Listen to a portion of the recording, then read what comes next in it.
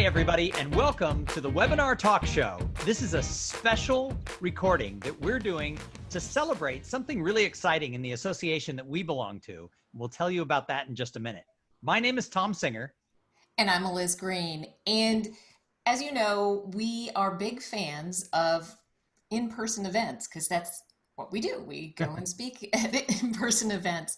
But we've had the opportunity over the last 3 days to actually participate in a virtual event. Not only did we get to be participants, but Tom and I, over the last 3 months, have been very involved in the National Speakers Association effort to pivot from an in-person event to a virtual event. And in fact, what NSA did was really creative. They took all of the breakout sessions that they had curated over about a year, picking some real thought leaders in the speaking industry. And they knew in their 3-day virtual event, they weren't going to be able to have 25 breakout sessions. So they spread them out, starting in May, twice a week. They had webinars featuring all of these great thought leaders. And Eliz and I had the honor to be the hosts, sort of the facilitators and MC of each of those 25 broadcasts. We did. Then we decided, now that we have experienced as participants this virtual environment, and I really enjoyed it, we invited some of our friends to come and share a celebration. Our big evening every year is our CPAE Speaker Hall of Fame banquet. So that's happening virtually tonight. We've invited a few of our friends along to share their experiences. And everybody's dressed up because it's normally a party. It's a black tie optional event. And usually we're in the ballroom of some fancy hotel. And, you know, part of that pivot was NSA had to figure out, how do we bring the excitement of the Hall of Fame awards show to all of the members and do it as a broadcast. And so tonight is going to be fantastic. And just like if we were in the real hotel for a real event, Eliz and I are throwing a pre-party. We are. So we're going to open up the doors to the hall and welcome all our guests in, and let's just celebrate this wonderful event. Welcome, everybody. So many of the people who are with us right now actually also were people who have been guests on the Webinar Talk Show over the last 3 months, helping us launch this new interview style show that we started when COVID hit. So let's start out talking about, why do you belong to the association? Why do you think it's important to belong in an association? I'm going to choose Terry Brock. Because for me, Terry, you're in the middle of all the Brady Bunch squares. Hello there. Am I there? Yeah, okay. I kind of wanted to be in that position. So Terry, tell us about yourself first and then answer the question. I'm a communicator. I talk and I write and get a chance to bounce around the world talking to people about communication, technology, and fun things like that. Been doing it for only 37 years now, so I'm off to a good start. I think 37 years is a very good start. So it's a good start. And so I'm doing that and enjoying it a lot. So why do you belong to the National Speakers Association? Well, I find that being involved with professionals who are in your own occupation is very important. You need to be around your peers. And for me, NSA has been one of the best decisions I ever made to get involved, both personally and professionally. I find that it gives us a chance to find out what's going on, and it gives us a chance to interface with people not only in our local community, but around the country. And of course, with NSA, we can also interface with people internationally.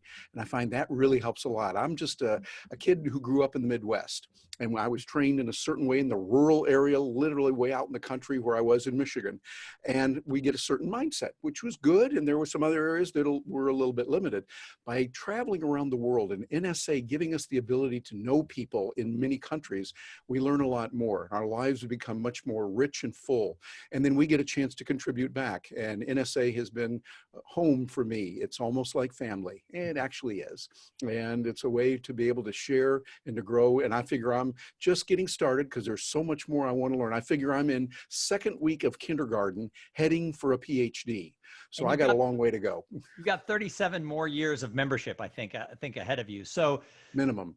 I totally agree with you, Terry, because if I was a locksmith, I would be a super active member of the National Locksmith Association. So Yeah. I think most of us can agree. So, Crystal Washington, you're a new member of the national board for the National Speakers Association. So, why did you get involved?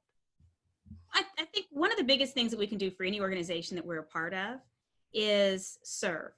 And for me, I have gained so much from the National Speakers Association, and not even just in programming. Programming is a small piece of it that has been helpful, but just in terms of networking, people that when you're having an issue, you don't know how to do something, there's always someone who's like, well, give me a call. I'm gonna walk you through it, or I'll introduce you to my attorney, or I'll get you my form. And so when people have been giving to you selflessly for so long, when you see people say, you know, we need somebody on the board with this skill set and you fit it, it almost is like a cop out not to do it, you know, because you've been given so much. And so that's why it's my way of contributing to an organization that I believe in and that has been such a blessing to me. I love that answer. I really do. You're going to find that we have a theme with this conversation. The theme is don't cancel your event. and Because, and get involved in your industry conference, whatever. and get involved in your industry association. Absolutely. So Laura Guest, why do you go to conference, and did you get any of that in the virtual conference this year? I did. The reason I go to the live conferences is I really feel like it's adult camp. I mean, every single person on this call, they're in my cell phone. I could call them at any moment, but seeing them in the hallways, grabbing a drink in the bar, keeping those relationships going, because no one understands your life like someone who shares it. So like Tom was saying earlier, if I was a plumber, I'd be in the plumber association, because I don't get, nobody else would get the life of a plumber other than another plumber. And with speakers, it is so nice to be able to just kind of start midstream with our story and someone on the other end gets it. So when I heard that we were going to do it virtually, I have to be honest, and I didn't keep this a secret, I wasn't sure I was going to sign up. Because if I can't get the hallway hug from a Sam Silverstein and a John Petz and everybody else on this call, why am I doing this? How is virtual going to matter? And now that we're on the backside of it, I did sign up in support of those who were putting on the conference.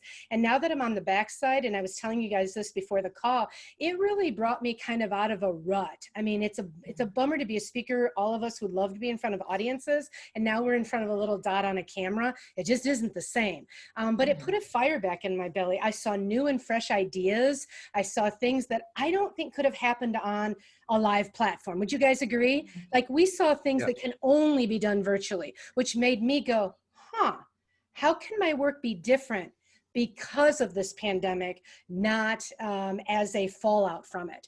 And so I have to say, I am so glad they didn't cancel, and everybody should think about moving ahead with their conferences with the right people, delivering the right content in a creative way. And that's kind of my takeaway from these last couple of days with NSA. Very much appreciate having been part of it. So that's kind of an interesting segue to sort of a sideline. You said the right people delivering the right content. That leads me to Tony Chapman. So Tony, you're a member of NSA. You're a CSP, which is the Certified Speaking Professional designation, which many of us on this call have. And this year, you were one of the featured keynote speakers at Influence in this digital world. Tell us a little bit about that experience. Well, first of all, it was just a huge honor. When I was asked, there's almost a sense of, so do you want to do it? And in my mind, I'm like, really? I mean, this is the biggest honor, I think, as a speaker. It's like being asked to perform at the Grammys. So, that's really how I view it. And so I did not take this honor lightly. The fact that everything was pre-recorded, and, I'm looking at this not only through the lens of a speaker, but the lens of an audience full of speakers and kind of micro assessing everything. I'll say I don't get nervous in front of crowds, but today, as I was watching myself and watching the comment section, I was petrified. I didn't know how I was going to go over. And, looking at the comments like, okay, they like me. It's kind of that feeling. But I will also say NSA modeled how to transition from a in-person conference to a virtual remote conference. It was spectacular. And what was really amazing was to see all of the different ways that speakers could effectively communicate and still remain true to themselves. And so I think everyone who was watching probably got an idea of saying, okay, wow, okay, I see that speaker, I should try that. If I see another speaker, that's probably more my style. And to be able to have that and be a part of it, it was just an honor. That's the only word I can think of. It was truly an honor. Well, and you bring up a really interesting point, and that was some people had, because most of them, or they were all pre-recorded, some people had mini camera angles and they shot outside and inside with super editing. Slick, yeah. Lots of bells and whistles. And other people sat in front of their camera and talked from their heart. And I don't think in the end, one was better than the other. I think people chose to do what worked for them, their topic, their content, and their own personal style. And you certainly were an example of that. You just absolutely hit it out of the park. Thanks so much. I appreciate that. And you were just skillful in, like, there were times I'm like, is he live?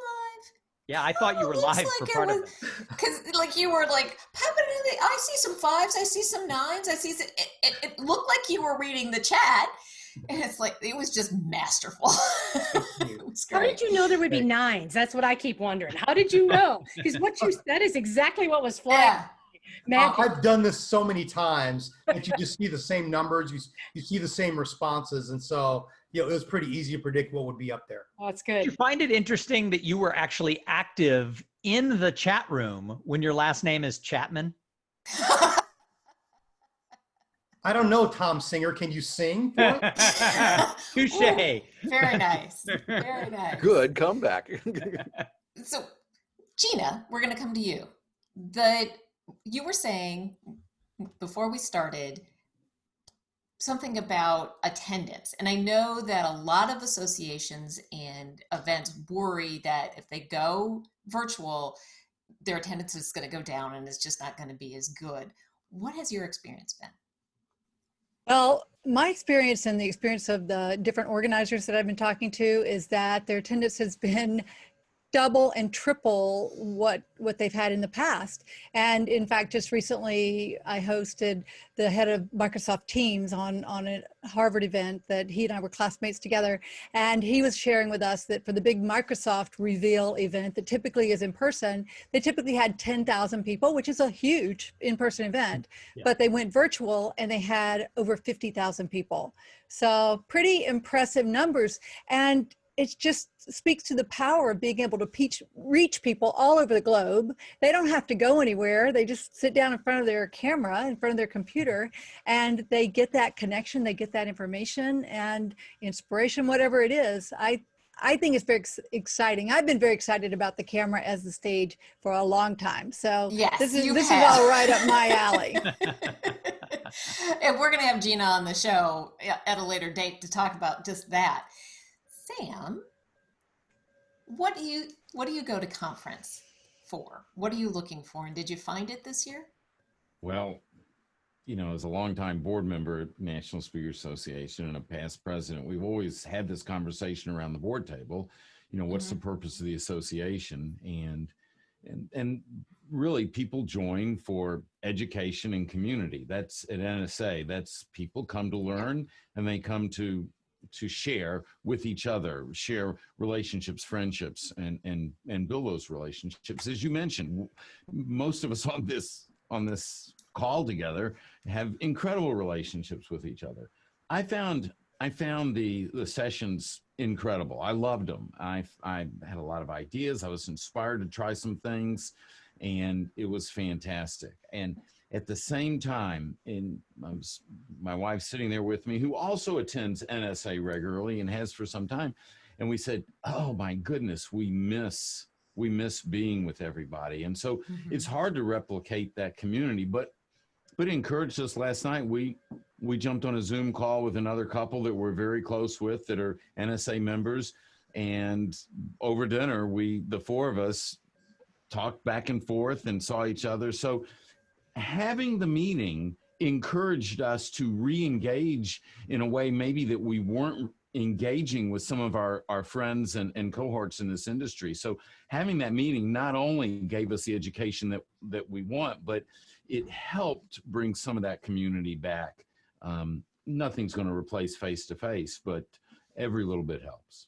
Well, Sam, you bring up a really interesting point, and that was that you jumped on a Zoom call with some friends who you might have gone out to dinner with had you been in Washington, D.C. at a live event. We would have been out to dinner last night with them for a fact. Right. Well, and so you were able to keep that tradition alive, just, the two couples on a Zoom room. One of the things that I know a lot of meeting planners are worried about is that they can't replicate community. And I think NSA, both on purpose and through some serendipity, had that at this event over the last 3 days. They scheduled in a program they called Meet the Pros, where people were able to go in to Zoom meetings with some experts in groups of 10 or 20 and actually have sort of this type of conversation in the Zoom room. And then they also did a thing called Dine-Arounds, which we've done at NSA at a lot of winter conferences and CSP and CPA summit events, smaller events. And I did that. Thanks for coming to visit me, Tom. Oh, I didn't come to yours because I was hosting one. So otherwise I would have come to yours. But that gave the sense of community. The other thing that happened was at the end of the general sessions, I was just kidding around and I said, anybody want to go to the hotel lobby bar? And I gave the direct link to my Zoom room. And we had 40 people after every general session, 30 or 40, come in and just talk like we would in the hallway or in the bar. So we were able, you bring up a good point, that you still can have community either with one other couple or with 40 people when you're doing virtual events. Right. And had we thought about it, because, the first time you do anything, you learn some things, right? Had we thought about it, we would have been more intentional about setting those opportunities about, here's, Tom's going to host the lobby bar, somebody's going to host the coffee shop, whatever it is, we could have made that more intentional. It still was fun. We just could have drawn more people in. John Petz. Hey. Hello there. Hi. One of my favorite people to run into at conference for sure. What worked for you this time around? How am I supposed to answer if you have 6 brilliant people sharing? what am I supposed to add to it? Or can I go back to the original question of why do we join association? I could go back to that. You can answer any question you would like at this point, John. Well, let's go back to that one then, because the conference itself, you've got really great answers on. In terms of why the value of an association, I'll share my aspect of it. I joined, the local chapter first, and it was NSA Ohio, which is a great chapter to be a part of. And this is me learning from a business person and an entertainer to take it on a speaking role and learning that new aspect of the business. I couldn't have done that by myself. And I know some of that answer has been given, but then taking it to the National Association was a whole different level of people, that some like-minded, some different-minded, some different perspective completely. So it was like this massive sea of people outside of my own state that I related to in different ways. And back to ROR, return on relationship is the number one thing in terms of expertise, friendship, camaraderie. People that you can call, and Tom, you know what I'm talking about, at 2 o'clock in the morning when someone knows you're driving all night to get to a gig because you're flight guy, and someone will talk to you. I mean, that's the kind of relationships you build in these things, really. Well, and we've done that. And John, we had you on the webinar talk show recently, and we talked about the importance of having an MC in virtual events. So you have worked with dozens of associations and companies since this whole thing began, much like Eliz and I have, in that sort of role of host. Why do you think it's so important that associations think about that even more so in the virtual world than in the in-person world? And I literally was on a call discussing that 30 minutes ago. But, the continuity, the story we have the opportunity of telling, and if we have chapters that are missing, if you don't have a bridge between one speaker to the next, if you disengage someone just for a little bit in this environment, it's not like the real world where they're coming down, they're doing attention guilt, right? They're just texting on their phone. And this, if you disengage them, if you don't connect the dots for them in a virtual world, they're at the fridge. They're literally, they're physically gone, okay? They're gone. So that component of truly connecting people and keeping them visually, audibly engaged is absolutely critical right now, more so potentially than ever before. I would agree with you. I know you would. I may be a little biased, but I would definitely agree with you. The other thing I noticed, you guys, when we were at the main stage events that you don't see live, but you do see virtually, is the welcoming of absolutely everybody. We say we do that, But on virtual, if somebody came in and they said, hi, my name is Rob, all of a sudden there's all these people going, hey, Rob, welcome, Rob. I got a chair up front for you. You saw that fly by, and I saw somebody write, and I think maybe somebody, Tom, in your after lobby bar party said, oh my gosh, I feel like I'm in the lobby with, whatever, the big people. And somebody's like, who you calling big, right? And so there was like this whole sense of camaraderie that I don't think a VIP, which we call a newcomer in our association, would walk into a bar and sit down next to a particular person in the association, but they would communicate with them in the chat, which I thought was a really interesting dynamic. And we could probably even do more with that if we thought ahead. Agreed. And That's Lori, the spirit of Cabot. yeah. Actually, if I can jump off of that with Lori, it actually brings up a good point, because I noticed something that you can't have normally at a normal conference either. There was a joke made the other day. I think, Tom, you might have even made it in one of your sidebar Zooms that we had, where you're talking about how during the conference you might have your mastermind group that you text little messages to about what you're watching, right? Most of the time it's great. Sometimes Never it's happens. snarky, right? Never snarky. Never snarky. Ever. But Right. with the chat, you saw everybody joking together, everybody encouraging together. And it was just this wonderful playing off of, so instead of it just being you and the two people next to you, or maybe just a couple people you're chatting with, you're getting to have this whole conversation. It reminds me of the Muppets, Statler, and I can't remember the other one, the two little The grumpy Muppets there ones. making all the comments. You got to see the whole thing. So everyone was in on the fun. There was no cool group that had their little thing. Everyone was the cool group. Yeah, And I can think I that's ask a question for Tony? Can I ask Tony a question real quick? When you were watching yourself present and people were chatting about stuff unrelated to your content, did you want to go, hey, people, I'm talking. There's a good message coming up. Listen up. Like shushing the whisperers. That's what I wanted to say is, hey, people, Tony's talking. How did you feel when you were watching it? It happened for moments. I'm like, Yeah. oh, you just watch everything derail. You're like, Yeah. hey, we're saying, oh, I'm like, oh, maybe I need to fix that. But, at the same time, people come back, and what was amazing was to see real feedback and what resonated. Yeah. So that was cool. But I took down some names of people I'm going to reach out to and kind of. We We'll know take care where of they that. live. Well, Well, go ahead. interesting, because you guys do bring up that things. Many meeting planners I've talked to want to turn the chat off in their Yeah. virtual conferences, and Ooh. everything all of you Don't have do just said is a message to turn that chat on. Yeah, Absolutely. As a speaker, it was number one, what you can't really do in a live event is interact with the audience live. Often what they'll do is afterwards they try to figure out a way, and there's this massive line of people. So number one, to have that, but the energy of the chat room was unbelievable. And I feel like that replicated the energy that you would have if you were on stage, where you could see, just like the crowd swells and, dips, the same thing happens in the chat room. I couldn't imagine this being done without the chat. Yeah, it And seemed like a a real little- benefit. Yep. But the benefit of virtual goes beyond what we could get physically. And I think that's what we want to look at, is realize it's not either or, it is both and. Going forward, our culture has changed. Our world, literally, the world has changed. And now there's certain things that you can do virtually that would be more difficult, if not impossible, doing it physically. And so that's where we can expand our minds. And so much more quickly.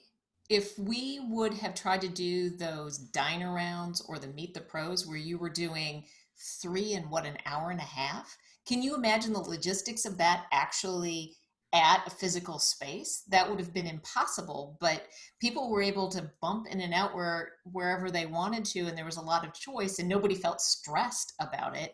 I think that was great. The other thing that I thought was really interesting in the chat, and I can't remember who suggested it, but the exclamation points as applause was just such a cool thing, because the entire chat would just fill up with exclamation points, and it was really cool to watch. I hope you enjoyed that, Tony, when that happened. So Tom, I think we're getting close I to- just think, it's so much fun. We have this awards event coming up tonight. And, it's such an honor in our industry. And many industries have a Hall of Fame or some sort of awards thing. And I think tonight, it's a whole new world for NSA after 43 years or whatever it's been that they have had, the conference and the awards. It's always been live. People are given Mhm. that entrance into the Hall of Fame and they give a speech. Tonight, we're taking it online. And then afterwards, there are going to be live Zoom rooms where all 5 inductees will be, and everybody can go to those Zoom rooms and talk to them and say, hey, congratulations, and things like that. So Terry, as someone who is in the Hall of Fame, what do you think is going to be different tonight? How's it going to work? What are your thoughts? I don't know, and that's why I'm really looking forward to it. But it is going to be fun that like you say, you can see everyone and go to their room and be able to see them a little bit more. In the physical world, what happens is someone, as you can imagine, those of you watching, someone's won a big award, and there are 100 billion people, I think that's the exact number, that want to go over and see them and hug them and say congratulations. It's hard to do that, but tonight it's going to be unique. It's going to be something that I think will be very beautiful. Well, and thank you all for coming and joining us for this conversation at our little cocktail party before the main event. And thank you, everybody. We still dressed up, even though we're not in person. And I think that says a lot. I know a lot of people throughout our association are having some pre-parties in Zoom.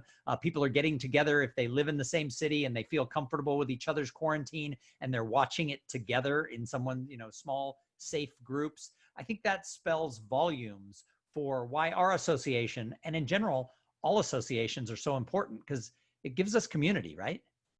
Yes. Absolutely. Thank you, everybody, for joining us. We'll be back. Tom and I will be back on Wednesday. We'll be talking to Digitel about this hybrid environment that is the wave of the future, I truly believe. So join us for that. Until then, enjoy the evening. Thanks, everybody. Thanks for playing. Thanks. Thank you. See you later.